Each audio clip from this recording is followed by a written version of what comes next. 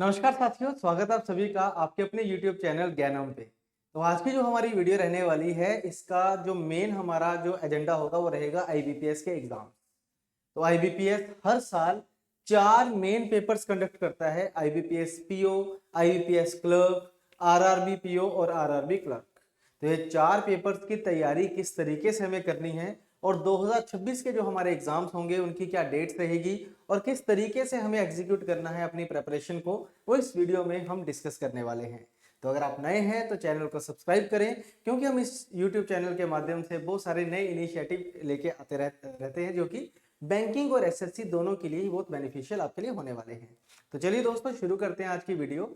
तो सबसे पहले अगर हम बात करें आईबीपीएस की, तो आईबीपीएस यानी कि institute for banking personal selection, तो ये एक बॉडी है जो जितने भी हमारे पब्लिक सेक्टर बैंक हैं और आरआरबीज हैं उनमें रिक्रूटमेंट करती है। चाहे वो पीओ की रिक्रूटमेंट हो, चाहे वो क्लर्क की रिक्रूटमेंट हो, दोनों को आईबीपीएस के द्वारा ही कंडक्ट किया जाता है।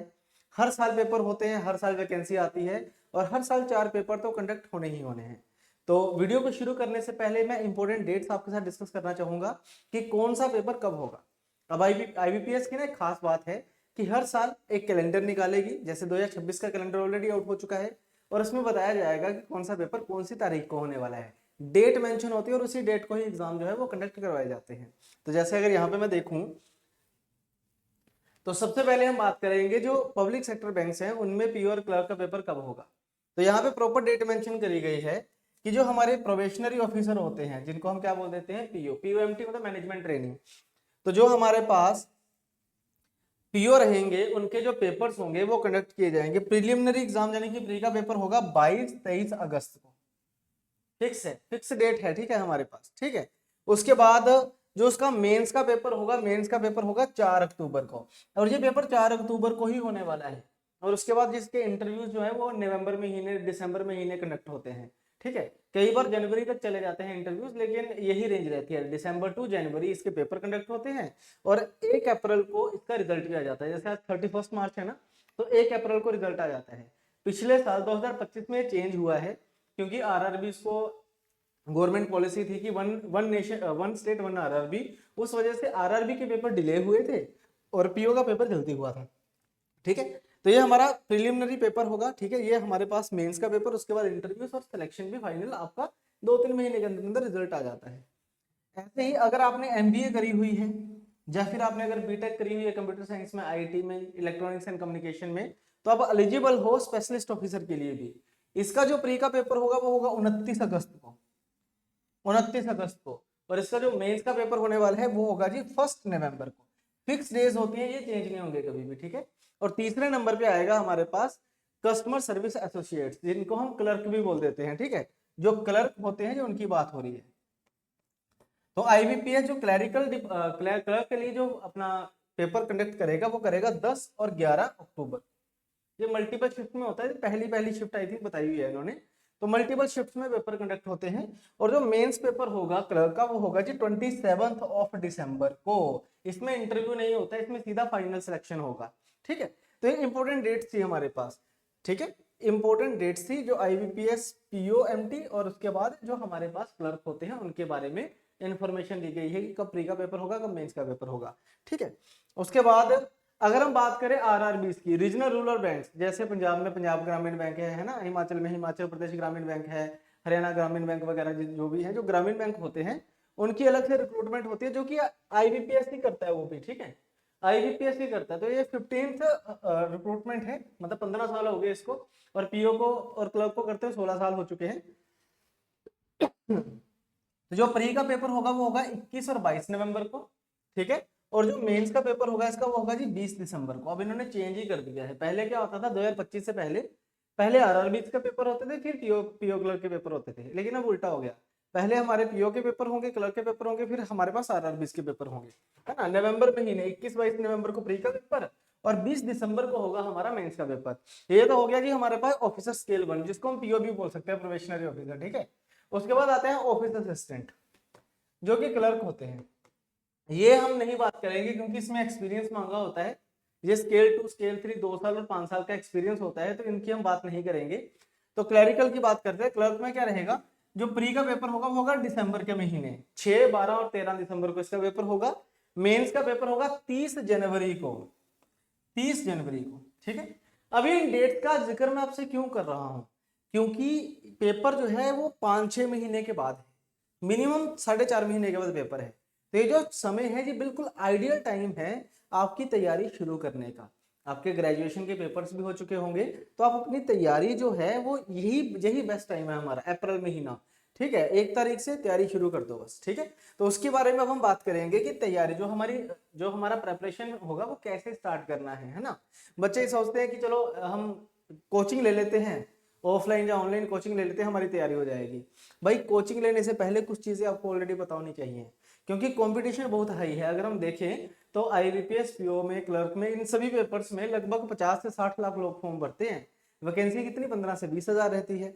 तो हमें एक प्रॉपर स्ट्रेटेजी से चलना है। हम ऐसे नहीं चलेंगे कि सीधा हाँ कोचिंग लिए पेपर दिया हो जाएगा, ऐसा नहीं होगा, ठीक है। हमें एक प्रॉपर प्लानिंग के साथ चलना होगा। तो मैंने क्या किया है, 3 स्टेप में डिवाइड किया है प्रेपरेशन को, ठीक है। उन तीनों स्टेप्स को आपने थोड़ा ध्यान से समझना है। और 3 स्टेप्स है, वो जो पहला स्टेप है उसको शुरू करने से पहले भी एक 0th स्टेप होगा, ठीक है। तो हमारे पास पहले 0th स्टेप होगा, उसको समझिएगा। जब भी हम सोचते हैं कि भाई हमें बैंकिंग की तैयारी करनी है, ऑब्वियस सी बात है आईबीपीएस या फिर एसबीआई के पेपर होते हैं, सिलेबस दोनों का सेम होता है, एग्जाम पैटर्न भी सेम होता है ना। तो 0th स्टेप क्या होता है कि सबसे पहले हमें समझना है कि सिलेबस क्या है। पहली चीज कि सिलेबस क्या चीज है, फिर हम समझेंगे कि भाई एग्जाम पैटर्न क्या है। ये 2 चीजें तो भाई हमें पता होनी चाहिए। जब तक ये चीज पता नहीं होगी तब तक बात नहीं बनेगी। पहले सिलेबस और उसके बाद हम क्या देखने वाले हैं जी, एग्जाम का पैटर्न, ठीक है। फिर तीसरे नंबर पे देखो, ये 2 चीजें जब आप समझ जाओगे ना, तो तीसरे नंबर पे हमने साइकोलॉजी समझनी है कि एग्जामिनर की साइकोलॉजी क्या है। आईबीपीएस पेपर जब बनाता है तो क्या सोच के बना रहा है, उनको चाहिए क्या, एक एस्पिरेंट से उनको क्या चाहिए, ठीक है ना। तो जैसे आप साइकोलॉजी समझोगे तो आपको पता चलेगा कि कोई भी बैंकिंग का पेपर है वो अपने जो एस्पिरेंट्स होते हैं या जो भी कैंडिडेट्स होते हैं उनसे एक्सपेक्ट करता है कि उनकी स्पीड अच्छी हो, ठीक है, और उनकी एक्यूरेसी अच्छी हो। क्योंकि पैसे का मामला भाई, स्पीड और एक्यूरेसी दोनों चाहिए। पॉपुलेशन देश की इतनी ज्यादा है कि स्पीड के बिना काम नहीं चलेगा, और पैसों का मामला है तो एक्यूरेसी भी चाहिए। तो ये चीज चेक की जाती है जब भी हम कभी भी बैंकिंग का कोई पेपर करते हैं, तो आपसे स्पीड और एक्यूरेसी आपकी चेक की जाती है कि कितनी स्पीड से आप काम कर सकते हो और कितनी एक्यूरेसी के साथ। अब इन चीजों को कैसे एक्सेस कैसे किया जाए, मतलब किस तरीके से जांचा जाएगा, आईबीपीएस कैसे पता लगाता है कि हाँ ये कैंडिडेट जो है इसकी स्पीड अच्छी है और इसकी एक्यूरेसी अच्छी है। तो उसके लिए उसने एक पेपर बनाया जिसमें उसने मैथ, जिसे हम क्वांटिटेटिव एप्टीट्यूड बोल देते हैं, और रीजनिंग, ये 2 इंपॉर्टेंट चैप्टर्स, इंपॉर्टेंट कंपोनेंट्स बना दिए, ठीक है। बच्चे मुझसे नॉर्मली पूछते हैं कि सर मैथ की क्या जरूरत है, हमने क्यों पढ़ना है परसेंटेज, क्यों पढ़नी है रेशियो, क्यों हमने सिंप्लीफिकेशन करनी है, जब हमारे पास कैलकुलेटर है तो हम सिंप्लीफिकेशन क्यों करें। मतलब ऐसा कहते हैं कि कैलकुलेटर से भी तो कर सकते हैं, हमें क्यों टेबल याद करने हैं जब हम कैलकुलेटर से कर सकते हैं, टेक्नोलॉजी का जमाना है। तो भाई टेक्नोलॉजी का जमाना है, लेकिन टेक्नोलॉजी को एक्यूरेसी के साथ यूज करना है, स्पीड के साथ यूज करना है, उसके लिए ब्रेन आपका डेवलप होना चाहिए प्रॉपर तरीके से, और उस डेवलपमेंट का काम करता है मैथ और रीजनिंग, ठीक है। तो जो 0th स्टेप होता है, जब आप तैयारी करने आए हो तो तैयारी करने से पहले कोशिश करना कि 20 तक टेबल याद करके आओ। थोड़ा सा कैलकुलेशन का आपको पता होना चाहिए, आपको प्लस माइनस करना आना चाहिए, ठीक है। ये चीजें पहले से ही आपको पता होनी चाहिए, ठीक है ना। रीजनिंग में भी सोचना है आपको। आप जब भी कोई चीज पढ़ते हो आप अपने दिमाग में उसको रखिए 3-4 लाइंस को कि हाँ ये चीजें हमने पढ़ी हैं। तो अपने दिमाग को हमने बिल्ड करना शुरू करना है, क्योंकि देखो जब तक ये चीज नहीं आएगी पेपर क्लियर नहीं होगा। क्योंकि चाहता है आईबीपीएस चाहता है कि मुझे ये चीजें चाहिए, तो उस वजह से वो क्या करता है, अगर आप पेपर भी देखोगे ना तो उसमें आपको सिंप्लीफिकेशन के बहुत सारे सवाल मिलेंगे, आपको पजल सीटिंग अरेंजमेंट के बहुत सारे सवाल मिलेंगे। वो चाहता है कि आप सोचो, ठीक है। तो तैयारी आपने 0th स्टेप में शुरू करनी है। ये तो 20 तक टेबल सबने याद करने हैं पहले तो। अगर आप चाहते हो कि आपने बैंकिंग की तैयारी करनी है, एक बैंकर बनना है, तो 20 तक टेबल आप सबने याद करने हैं। अब दूसरा प्रोसेस देखो जी, फिर आता है हमारा फर्स्ट स्टेप। ये वो स्टेप होता है जो लगभग हर बच्चा कवर करता है। और पहला स्टेप क्या होता है, सिलेबस को कवर करना, है ना। जितना सिलेबस है बैंकिंग का वो पूरा सिलेबस जो है वो कंप्लीट करना। अब सिलेबस को बहुत सारे तरीकों से कंप्लीट किया जा सकता है। ऑफलाइन क्लासेस होती हैं, ऑनलाइन क्लासेस होती हैं, है ना। इसके अलावा सेल्फ स्टडी से भी सिलेबस को कंप्लीट किया जा सकता है। बहुत सारे तरीके होते हैं सिलेबस को कंप्लीट करने से, लेकिन ये सिर्फ पहला स्टेप है। ये सिर्फ पहला स्टेप है। ये हमारी सिलेबस कंप्लीट करने का मतलब ये नहीं होता कि प्रेपरेशन कंप्लीट है। सिलेबस कंप्लीट करने का मतलब ये है कि आपको पता है कि पेपर में क्या क्या आएगा, ठीक है। ये चीज करने के बाद अब जो सेकंड स्टेप हमारा बनेगा, सेकंड स्टेप में लगभग 50% बच्चा जो है वो छोड़ देता है इसको कि नहीं ये चीज हमने नहीं करनी है, और ये बहुत इंपॉर्टेंट होती है, ठीक है। जब हम पूरा सिलेबस एक बार कंप्लीट करते हैं ना, तो फिर हमें पता चलता है कि हमारी वीकनेस क्या है, कौन सा पार्ट हमारा स्ट्रॉन्ग है। देखो जब हम पढ़ना शुरू करते हैं, जैसे मैथ पढ़ रहे हो, रीजनिंग पढ़ते हैं, हम इंग्लिश पढ़ते हैं, हम बैंकिंग अवेयरनेस पढ़ रहे हैं, करंट अफेयर्स पढ़ रहे हैं, तो ऐसा तो नहीं होगा ना कि सारे बहुत अच्छे चल रहे हैं। कुछ ना कुछ आपको लगेगा कि यार इंग्लिश में दिक्कत आ रही है, मैथ में दिक्कत आ रही है ना, रीजनिंग की ये चीज में दिक्कत आ रही है। तो बेसिकली आंखें, ये आपकी ना आंखें खोलेंगी। जब हम सिलेबस कंप्लीट करेंगे तो हमारी आंखें खुलेंगी, हमें पता चलेगा कि हाँ कि मेरा मैथ अच्छा है, मेरी रीजनिंग खराब है, मेरा इंग्लिश अच्छा है ना, मुझसे करंट अफेयर याद नहीं हो पा रही। तो मुझे अपने प्रोज और कॉन्स पता चलेंगे कि हाँ ये चीजें मेरे अंदर अच्छी हैं और ये इसमें मैं थोड़ा लैग करता हूँ। तो दूसरा स्टेप होता है जो आपका वीक पॉइंट है उसको एवरेज पे लेके आना, एवरेज से गुड पे लेके आना, है ना। मैं ये नहीं कहूंगा कि सारे बेस्ट रखो, एक आधा सब्जेक्ट सबका बेस्ट होता है, लेकिन जो वीक है ना, वीक को एवरेज और एवरेज से गुड लेके आना पड़ता है, और उसके लिए सेकंड स्टेप की जरूरत होती है, जिसे हम बोल देते हैं रिवीजन। देखो रिवीजन का मतलब ये नहीं होता कि फिर से दोबारा रट्टा मारो कि सारा फिर से करो, सारा सिलेबस फिर से करना रिवीजन नहीं होती है। देखो सिंपल सी बात है ना, आपको अगर 2 का टेबल आता है, 3 का टेबल आता है, 4 का टेबल आता है, तो आपको उसकी रिवीजन की जरूरत थोड़ी है। मैं आपको कहता हूँ 20 तक टेबल याद करो, तो क्या आप 2 का, 3 का, 4 का, 5 का टेबल याद करोगे क्या? आपको पता है ना, आप उसकी रिवीजन भी नहीं करोगे। रिवीजन उसकी होगी जो आपका वीक पॉइंट होगा, वीक पॉइंट के ऊपर फोकस करना हमने, तो रिवीजन भी वीक पॉइंट्स के ऊपर होगी, ठीक है। और वीक पॉइंट पूरा सब्जेक्ट नहीं होता, किसी सब्जेक्ट का कोई चैप्टर हो सकता है। कि जैसे मान लो मुझे वोकैबुलरी में प्रॉब्लम आ रही है, तो मैं ऐसा करूंगा वोकैबुलरी रिवाइज करूंगा अच्छे तरीके से। मुझे ना कॉम्प्रिहेंशन में बड़ी प्रॉब्लम आ रही है, तो मैं क्या करूंगा जी, कॉम्प्रिहेंशन के ऊपर फोकस करूंगा। ये चीज समझो, रिवीजन का मतलब ये होता है कि एक टॉपिक उठाओ कि ये इस टॉपिक में मुझे प्रॉब्लम आ रही है ना, मुझसे नहीं हो पा रहा है ना मैथ में। चलो मुझे क्या हो रहा है कि मुझे टाइम एंड डिस्टेंस में बड़ी प्रॉब्लम आ रही है जी, चलो एक बार फिर से पढ़ते हैं। सिलेबस खत्म करा हुआ है, इसको एक बार फिर से पढ़ते हैं, क्वेश्चंस करेंगे, उसके 200-300 सवाल कर लेंगे। तो इससे क्या होगा कि जो आपका वीक पॉइंट है वो एवरेज और गुड के बीच में आ जाएगा। और यही तो हमें चाहिए, हमें सब में बेस्ट नहीं होना, हमें सब में गुड रहना है अगर सिलेक्शन चाहिए तो, है ना, और एक आधे में बेस्ट रहना है। ये चीज हमने समझनी है। सेकंड स्टेप बहुत बड़ा इंपॉर्टेंट है, अपनी कमियां देखना। और कमी का पता देखो तब चलता है जब एक बार पूरा सिलेबस हो जाए। यहाँ पे मत सोचना कि मेरा मैथ वीक है, मेरी रीजनिंग वीक है। यहाँ तो ये सोच के चलो, पहले स्टेप में जब आप आते हो तो ये सोच के चलो कि हम जीरो हैं, हम जीरो से शुरू कर रहे हैं। और जब पहली बार सिलेबस खत्म होगा तो 0 से 20-30 तक पहुंचेंगे, बस 100 तक नहीं पहुंच जाएंगे पहले। जब 20 तक पहुंचे तो ये जो 70 की कमी है, मान लो आप 30 तक पहुंचे हो, ये जो 70 की कमी है ना, ये रिवीजन पूरा करेगी, है ना। हमें देखना है कि यहाँ जहाँ वीक पॉइंट है, यहाँ जहाँ पढ़ो। इस स्टेप पे आके आपको जरूरत पड़ती है एक मेंटोर की, यहाँ पे जरूरत पड़ती है एक मेंटोर की। कि अगर आपको प्रॉब्लम है, आप किसी के साथ अपनी प्रॉब्लम डिस्कस करोगे, हाँ जी मुझे ये वाली प्रॉब्लम है, तो बताइए क्या सोल्यूशन होगा। फिर आपको एक प्रॉपर सोल्यूशन दिया जाएगा कि इस तरीके से आप शुरू करो। जब आप एक बार रिवीजन कर लोगे ना, तो जहां ये जो आप 30% पे पहुंचे हो, ये रिवीजन आपको 70 to 80% पे ले आएगी, ठीक है। 70 to 80% पे ले आएगी। जब हम रिवीजन कर लेंगे हमें पता चल जाएगा क्या कि अब हमारा कुछ वीक नहीं है, हम जहाँ तो एवरेज है, जहाँ हम गुड हैं, जहाँ हम बेस्ट है, वीक नहीं है कहीं भी। तो फिर तीसरा स्टेप सबसे इंपॉर्टेंट स्टेप, स्टेप 3, ठीक है। जो यहां तक पहुंच जाए और इसको सक्सेसफुली एग्जीक्यूट कर दे, उसका सिलेक्शन होने के 100% चांस है, वो तो कंफर्मेशन है, ठीक है। और तीसरा स्टेप होता है हमारे पास टेस्ट सीरीज।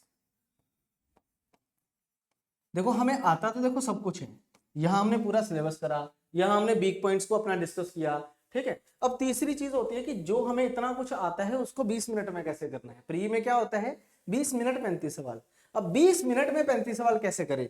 यहाँ पे टेस्ट सीरीज जो है ना, टेस्ट सीरीज हमारी स्पीड को इंप्रूव करती है, ठीक है। जो एग्जामिनर को चाहिए, क्या चाहिए, स्पीड और एक्यूरेसी। तो इस स्पीड और एक्यूरेसी को टेस्ट सीरीज ठीक करेगी, ठीक है। और टेस्ट सीरीज ऐसा नहीं है कि एक टेस्ट देना, 2 टेस्ट देने हैं।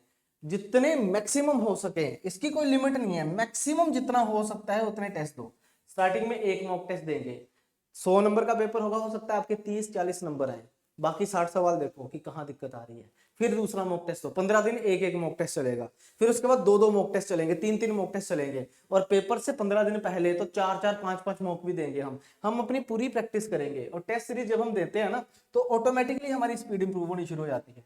मैंने कई बच्चे देखे हैं 20 नंबर से शुरू करते हैं 90 तक पहुंच जाते हैं वो, लेकिन धीरे धीरे पहुंचते हैं। ये एक दिन में 2 दिन में नहीं होता है।